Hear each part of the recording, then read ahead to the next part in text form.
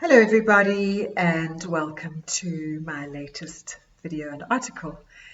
And in May of 2021, which is the start of winter in the Southern Hemisphere, I have chosen as my topic sharpening the saw, which I guess is a phrase that we take from Stephen Covey's wonderful book, The 7 Habits of Highly Effective People.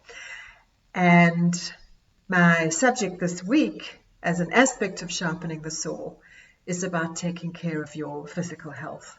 So why did I elect to talk about that as winter starts? Because the days are getting cooler, the nights are getting longer, and every winter, many of us become lazy and we seek out comfort food, and we lose some of the healthy disciplines of the summer months. And I'm here to encourage you to think about doing that differently.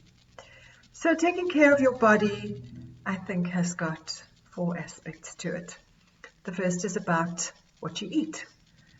And everybody who's watching this is an adult. My guess is most of you have a fairly clear awareness of what eating habits work for you and don't work for you. And if you have poor eating habits, my guess is you know it. So it's about making sure that you put healthy calories into your body at the right times of the day.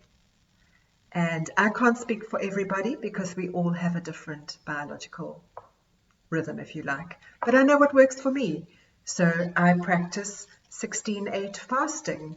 I choose to eat a low-carb, high-fat diet.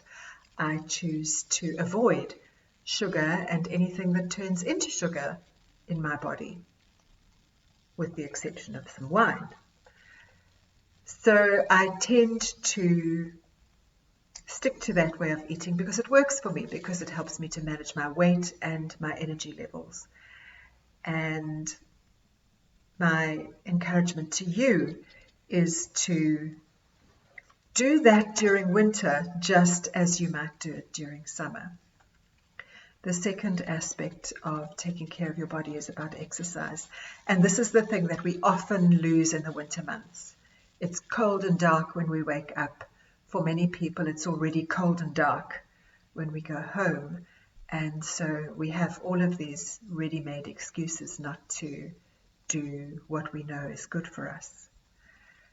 But perhaps we can build exercise into the day. I'm a big fan of the walking meeting. You burn some calories, you elevate your heart rate, you have great quality discussions, perhaps with colleagues, and maybe that's a way of building exercise into your day. Perhaps you could have an agreement with a friend or your special person that you actually do go for a walk or do something physical, either when you get home from work or before you go to work in the morning. But not losing the healthy exercise habits of summer is what is going to keep you energized and mentally sharp throughout winter.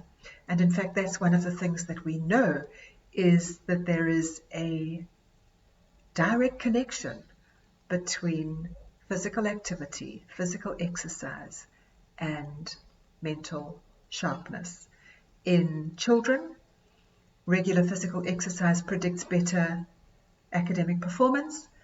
In the elderly, regular physical exercise predicts continuing mental sharpness and can even reverse some of the signs of dementia. So there's an interesting one for you.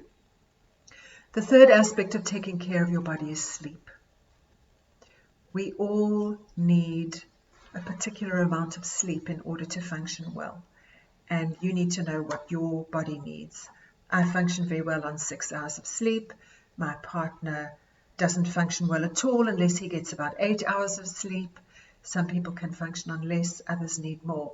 The point is, give your body what it needs. And the other aspect of sleep, which for me is an absolute winner, is the power nap. All of us have a physical clock that slows down a little bit during the course of the early afternoon. It's your circadian rhythms. And it is perfectly natural to have a short nap early in the afternoon. In fact, many of you will be familiar with the feeling of your heavy eyelids after lunch. I would suggest you give into it for 20 minutes and have that power nap. Of course, my challenge to you is to make that a normal part of your workplace because of the impact that it has on people's productivity in the afternoon. And the last aspect of taking care of your body that I would encourage you to pursue is relaxation. Time out, time off, downtime. And if you give yourself downtime, then do what you're doing.